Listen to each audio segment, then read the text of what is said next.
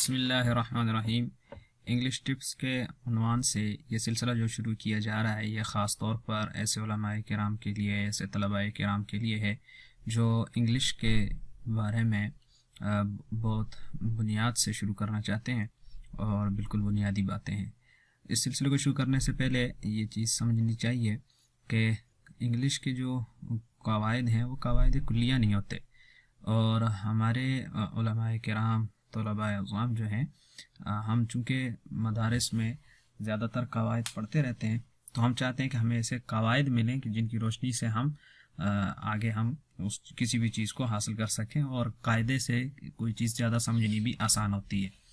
البتہ انگلش میں جو قواعد بیان کیے جاتے ہیں یہ کلی نہیں ہوتے، اکثر ہی ہوتے ہیں، تو یہ اکثر اوقات یہاں پر لاگو ہوتے ہیں۔ لہٰذا اگر کہیں کبھی آپ کو ان قواعد سے ہٹ کر کچھ مستثنیات نظر آئیں تو وہ کوئی بعید نہیں ہے، کیونکہ یہ قواعد کلیہ نہیں ہوتے۔ تو آج ہم چلتے ہیں اپنے پہلے قاعدے سے کے متعلق، یہ ہے سی کے بارے میں۔ دیکھیں، سی کی آواز کبھی جو ہے سین کی ہوتی ہے اور کبھی اس کی آواز کاف کی ہوتی ہے۔ تو یہ ایک ابتدائی طالب علم کے لیے مسئلہ ہوتا ہے کہ وہ سی کی آواز کب سین کی پڑھے اور کب جو ہے وہ کاف کی پڑھے۔ کبھی اس کے سامنے کیٹ آ جاتا ہے CAT، تو وہاں پر اس کی آواز کاف کی ہوتی ہے، اور کبھی CINEMA سینما، تو یہاں سی کی آواز وہ سین کی ہوتی ہے۔ تو ابتدائی طالب علم جو ہے وہ پریشان ہوتا ہے کہ کہاں وہ سی کی آواز سی اس کے سامنے آئے تو کہاں اس نے کاف پڑھنا ہے اور کہاں اس نے سین پڑھنا ہے۔ تو اس کے لیے ایک قاعدہ ہے کہ اگر سی کے بعد IEY میں سے کوئی ایک حرف آ جائے تو سی کی آواز سین کی ہوگی ورنہ کاف کی۔ دیکھیں، جیسے یہاں ہمارے پاس مثالیں ہیں کہ IEY کے ساتھ سین کی آواز کی مثالیں دیکھیں۔ سی کے بعد آئی آیا تو CINEMA cinema, CEMENT cement, CYCLE cycle etcetera. اور اگر سی کے بعد والا حرف وہ IEY کے علاوہ باقی حروف ہوں تو پھر اس کی آواز کاف کی ہوتی ہے، جیسے CAP cap, CAT cat, COME come, CATCH catch, اور CAPTURE کیپچر ایٹسٹرا۔ اب یہاں ہم مزید وضاحت کے لیے دو مثالیں دیکھتے ہیں۔ دیکھیں، ایک ہمارے پاس لفظ ہے سائیکل، اور اسی طرح ایک اور ہم لفظ لیتے ہیں سرکمسٹانسز۔ اب سائیکل میں ہمارے پاس دو سی ہوتے ہیں۔ پہلا سی جو ہے اس کے بعد وائی ہے، جبکہ دوسرا سی جو ہے اس کے بعد ایل ہے۔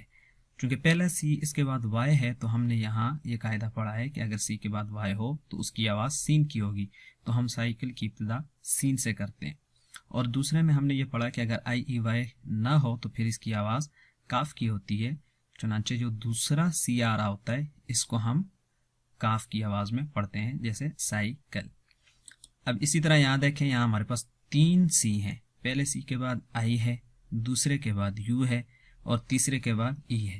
اب آئی اور ای یہاں ہمارے اس قاعدے سے متعلق ہے، تو یہاں ان کی آواز جو ہے وہ سی کی ہوگی، لیکن یہاں درمیان میں چونکہ ان میں سے کوئی حرف نہیں ہے تو اس کی آواز کاف کی ہوگی، تو اسے پڑھتے ہیں سرکمسٹانسز۔ تو پہلا سی اور آخری سی جو ہے ان کی آواز سین کی ہوئی۔ یہاں اگر آپ ایک اور چیز دیکھیں، اوپر ہم نے ایک مثال دی، یہاں CATCH، سی کے بعد ایچ آ رہا ہے تو یہاں پر آواز پوری تبدیل ہو گئی، اور نہ وہ سین کی رہی اور نہ وہ کاف کی رہی، کیچ، اور وہ کی آواز بن گئی۔